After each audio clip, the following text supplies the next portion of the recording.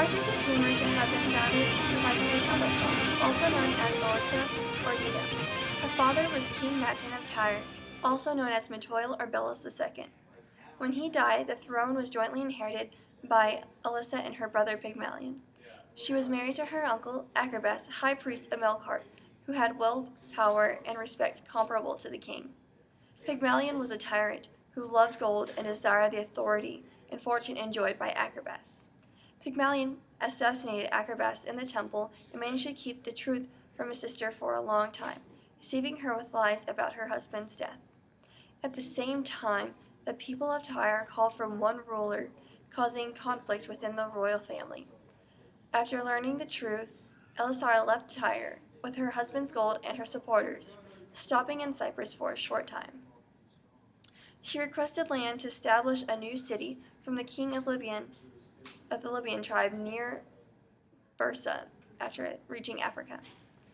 Told that she could have as much land that could be covered by an ox hide, she cut the hide into thin strips and managed to surround the hill of Bursa. The initial city of Carthage was founded on the spot. When the Libyan king later sought to marry her, which would have caused the city to become part of the king's domain, she chose instead to kill herself.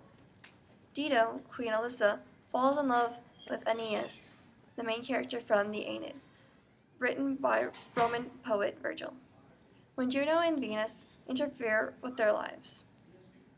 When King Agrabas of the Gatalian hears of this, he responds by praying to his father and blames Dido, who rejected his proposal of marriage, yet willingly loves Aeneas. Jupiter dispatches Mercury to send Aeneas on his way, and the devoted Aeneas sadly obeys. Mercury tells Aeneas of all the promising Italian lands and orders Aeneas to get his ships ready. Okay, the First Punic War started in 264 BCE. The reason why it started was because the three surrounding islands, Sardinia, Corsica, and Sicily, was owned by the Carthaginians, and the Romans believed that that was too close for comfort. Well, the Carthaginians excelled in the navy, and the Romans soon discovered that they were only more of an army and they didn't have a navy system such as the Carthaginians. So they soon developed a naval system, and ultimately they took over all three of the islands. The Second Punic War, which lasted between 218 BCE and 202 BCE, was a war fought between Carthage and the Roman Republic. The war itself marked the end of a major Carthaginian military opposition to Rome. Hannibal, Barca's son, wreaked havoc upon all of Italy under very harsh conditions. However, Hannibal and his inexperienced army did not match up with the Roman army. Scipio, the Roman general, was able to defeat Hannibal and conquer Carthage. Carthage was then stripped of its power and never opposed a threat to Rome.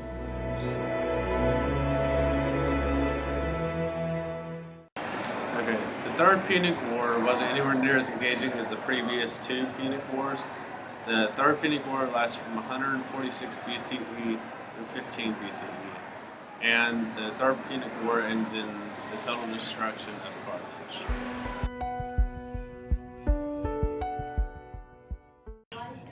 After the fall of Carthage as an ally of Rome, Utica became capital of the region. It had a favorable position on Lake Tunis and the outlet of the Majarta River. However, the cultivation of wheat in the Tunisian mountains caused large erosion of silt in the rivers, which built up in the harbor and eventually forced the restoration of Carthage. By 122, Gaius Gracchus founded a short-lived colony called Colonia Ionia, named after the Punic goddess Iona Celestis. Later, Julius Caesar built a new city of Carthage in 49 to 44 BC, and by the 1st century AD, it had become the second largest city, the western half of the Roman Empire. With a population of 500,000, it became the center of the province of Africa.